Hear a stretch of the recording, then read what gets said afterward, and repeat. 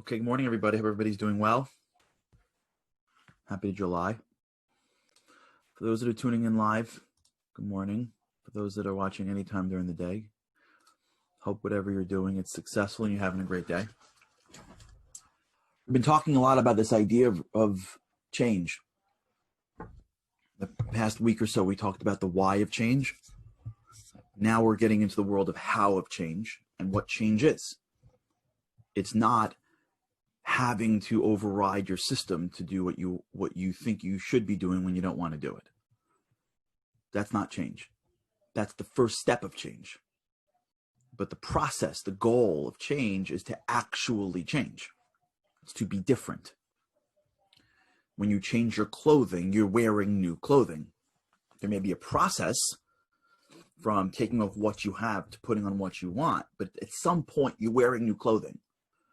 Well, when you're changing your life, at some point you have a new life. It's not like a entirely new life, but there are nuances that are different. What we've been talking about earlier this week is this idea that the resource that we have to change is willpower. And we misuse it. We misunderstand it. We think that the reason why we're not more is because of willpower. What we don't appreciate is that willpower is a finite resource. And we're never going to have enough willpower to change our lives. Like, unless you're part of the elite few, that were gifted with some incredible amount of willpower, a normal human being doesn't have enough natural willpower to change his or her life on a dime.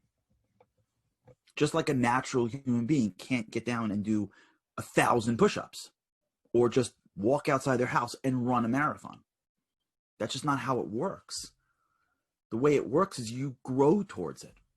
You have the potential, and now we got to put in the work. That's the great partnership between us and the divine, right? He gives us the potential to do it, but he's not going to hand it to us because then it wouldn't be much of an accomplishment. The accomplishment is the journey. If we're not careful with our willpower, if we just indiscriminately give it out to everyone and everything, we have very little left for us. We have very little left for things to do. If at the end of the day, you finally start to get to things you need to do during the day, you end up not doing much. And a lot of times the reason why we're not more successful is because we're not clear with where we're going, right? Which was a few weeks ago, vision. We don't really have that impetus to get there because we haven't taken the time to think, to create a vision, to see something that isn't there. There's no excitement to change. We end up changing in reaction to things. Like the typical, husband who's sitting at the meal and he takes his third portion, or I should say the stereotypical husband that's sitting at the meal and he takes his third portion and his wife pulls it away from him. Right? Like what was that? Right? She's trying to make him healthy. He doesn't want to be healthy. It's because he hasn't seen it. He goes to the doctor, and the doctor goes, if you don't lose X amount of weight, your cholesterol's too high. And then he's got to react to circumstances that he doesn't want to react to, but he has no choice. So how can you change that way? We're the same way. We like what we're doing, or else we wouldn't be doing it. Even if we're not happy with the results, we either like it because we really like it or we've just been conditioned to like it, but we're waiting for the world to give us some information, to take away the plate, so to speak, so that we can change. That's not really change. That's not proactive change. So if we don't take the time to create a vision for where we want to go, if we don't take the time to journal, to write, to think, to understand ourselves, we're not going to have the impetus to go down and do things, which is why we drop things all the time. But once we do, now we at least can take all that willpower and say, okay, I'd love to get involved in this conversation that's going to go nowhere about two people that really doesn't matter at the end of the day. I'd love that, but I can't. Of course, I'd love to expend energy in the morning when I'm on the train watching about sports games in which I have no financial interest or any other interest because it's not even my favorite teams. I'm just bored. And now I'm invested in this thing, but I can't. I got too much to do during my day. I got to now create a guardian of the gate and protect my willpower because I know that the most valuable resource I have during my day is my willpower. And if I use it in ways that is not productive, I'm not going to have enough when I got to do things that I got to do. For a lot of us, we don't want to do things that are hard. So we put it on a list to make us feel like we know it's there. And then we keep on doing the easy stuff. And by the time we get to the hard stuff, we've got nothing left. So we punt it to the morning. And then we punt it to the end of the week. And then we punt it to the next week. And we keep on punting it until one day it blows up in our face.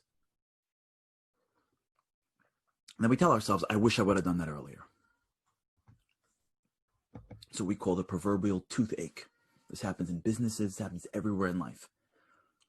Someone has a toothache and like it's annoying, you gotta go to the dentist, who wants to go to the dentist, and you can and you can't, and then it goes away. You're like, oh, okay, I worked out.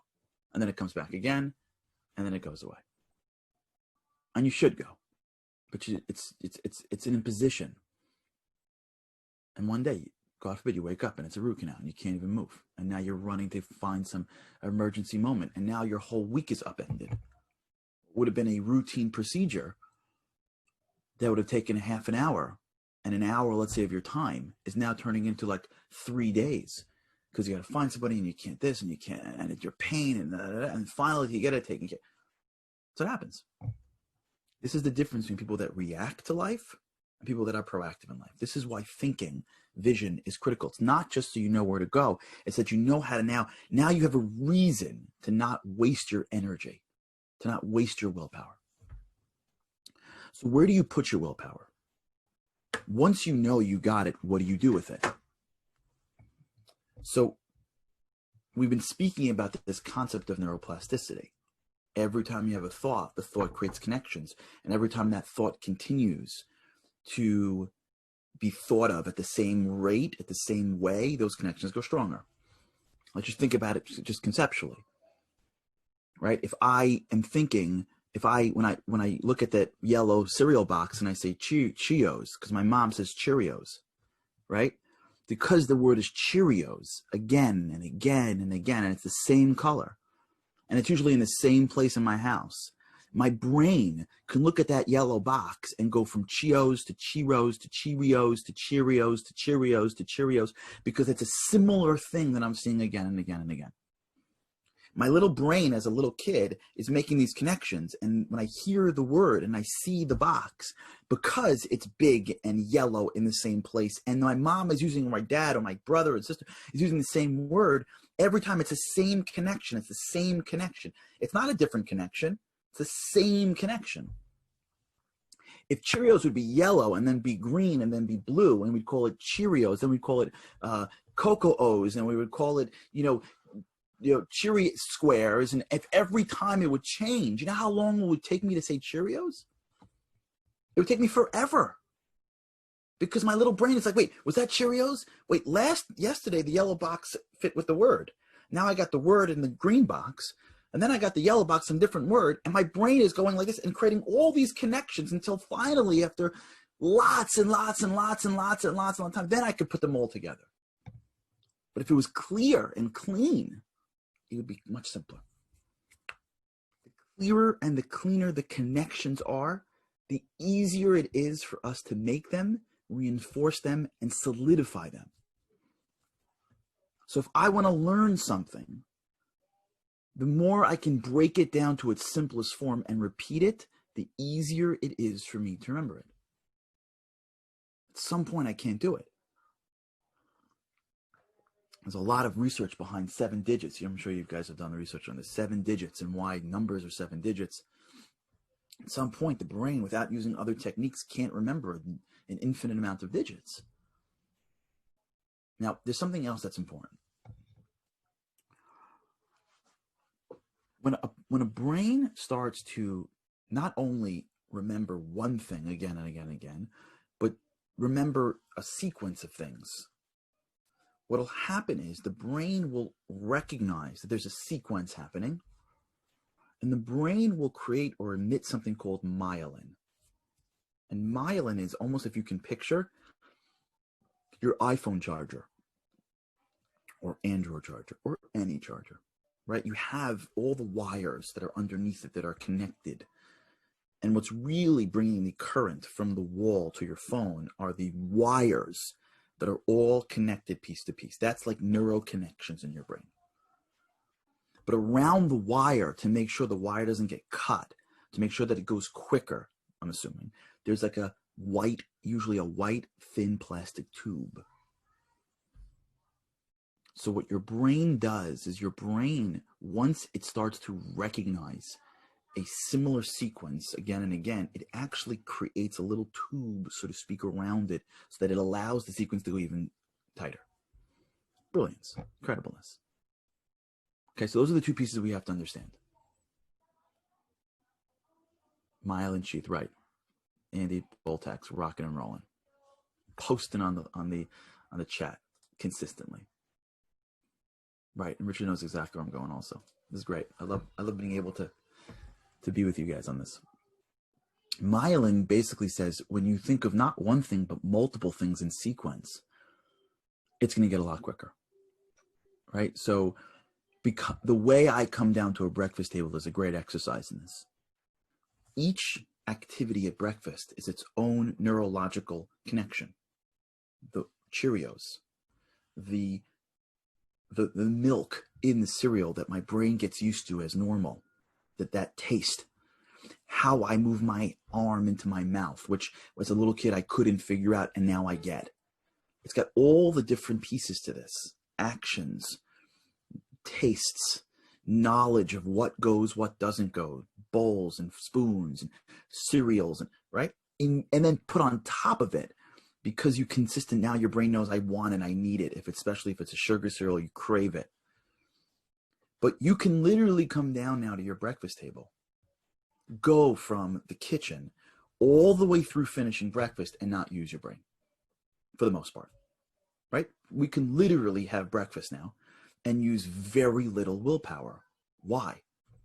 Because we've done something that is aligned with our brains. We have identified things and repeated them, and then we've connected them to a very specific sequence. So our brain not only knows exactly what this is, it knows exactly how to get there. That's why you can go to work in the morning, as we mentioned here before, and like sit at your desk and be like, how did I even get here? Not only does your brain know, get off on that exit, or that's your stop. Your brain knows that's the exit, that's the next street, that's the corner, that's your spot, that's the building, that's the elevator. It's the same thing. And as long as nothing changes, you can pretty much go into overdrive. You can be on the phone from when you get in your house to when you sit at your desk, have an entire conversation in which you're using almost all of your brain capacity. And if nothing goes wrong on the road, you can literally sit at your desk and have expended almost no energy mentally to get to your desk if you're not getting crazy about zip-zabbing through lanes, if you're not going to drive yourself nuts. Which elevator should I take? Oh my God, it's taking so long. You just allow the morning process to go, give or take the 10 minutes between traffic and no traffic. If you let your brain not try to control the traffic, you can literally go, back in the old days when everyone did this, go from your house to your work and use that's an incredible part of our lives. It means we're going somewhere and we're taking very little out of the well, because you're going to the same place every day, because you're doing the same thing every day. And herein lies how one grows. You grow from creating very small, consistent rituals. The reason why resolutions fail is because the resolution tells you where to go, but it doesn't tell you what to do to get there. So you then have to superimpose your willpower to drive you there. But what you're doing is not natural. If you would look into the future and say, here's where I want to go, and then do one little thing, but do that little thing every single day consistently, what will happen is your brain will start to understand this is what we're doing, create very clear connections. And then over time, because your brain knows how to do it, you use less and less and less energy.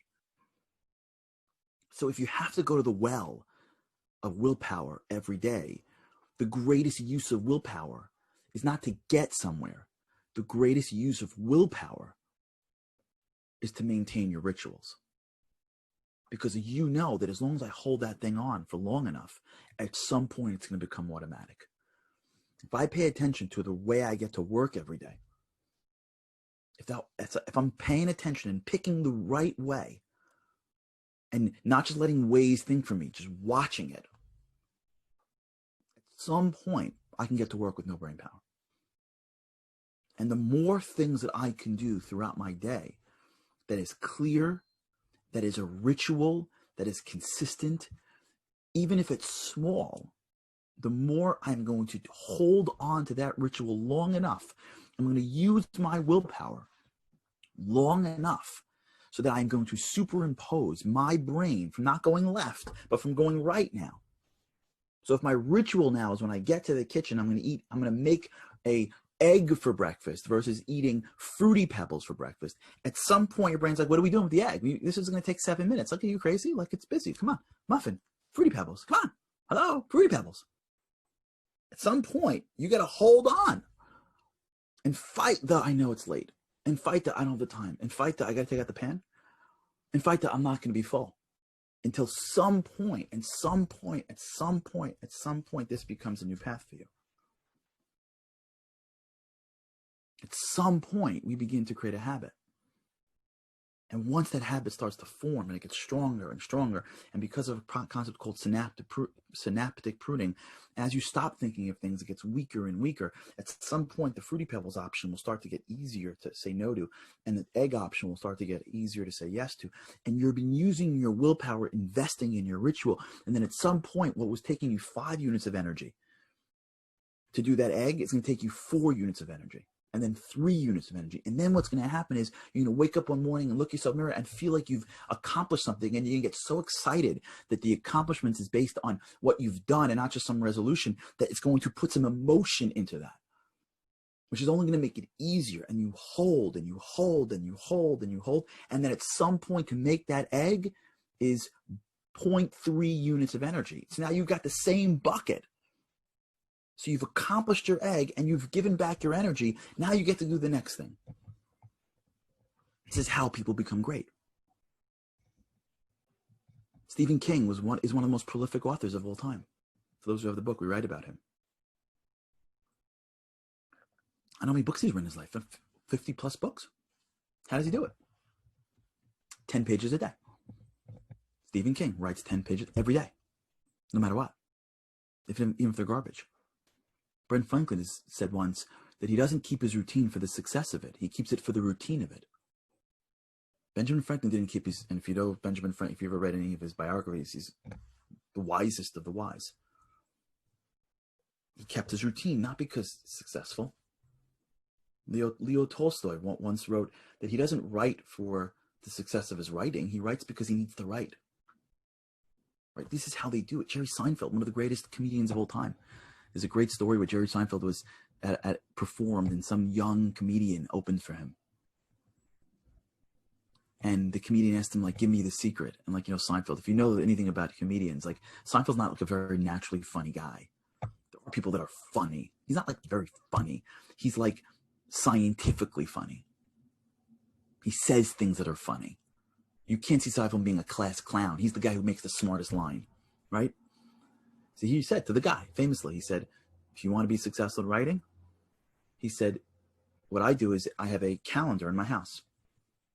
And every day that I write, I make an X. My only goal is to never have the X stop. It means every day for my whole life I write. Every day, no matter what. Rituals. And then it conditions your brain. And then as you connect the rituals, you build sequence. We got more to talk about. This is almost right around 9:20. We got more to go into here, but this is the beginning of it. We're going to talk more about linking and how to make the rituals. And we did this earlier, but I want to review it now. But this is what we're talking about, and this is what I want you to think about today. If you had to create a ritual for 5 minutes that's based on what you're writing and based on what you're going, what would that be? And can you hold it? Because if it's small enough, you can hold it. And when you expend your willpower on that, that's a return on your investment. Like if you look at like an investment thesis, Netflix, Hulu, YouTube, 0 return. Habits, 100% return. Where we implement where we're going to put our willpower, to the left or to the right, will determine whether we become different or we stay exactly where we are. Okay, we'll continue this. Thanks so much for tuning. For those who want to come in live, remember, We are here every day on Zoom and on Facebook, Mind and Momentums, and then we're afterwards on YouTube, Instagram, LinkedIn, and Twitter. Hope all is well. Have an incredible day, and with God's help, I cannot wait to see you again tomorrow.